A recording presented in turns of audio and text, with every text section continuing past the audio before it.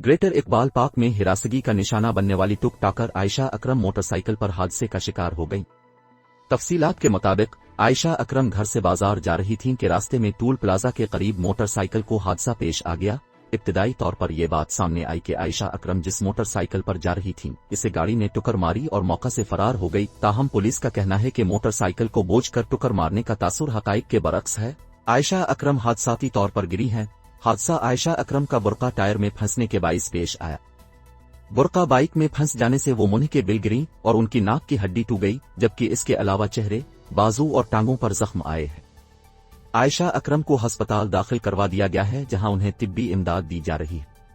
पाकिस्तान दुनिया का तीसरा महंगा तरीन मुल्क बन चुका है।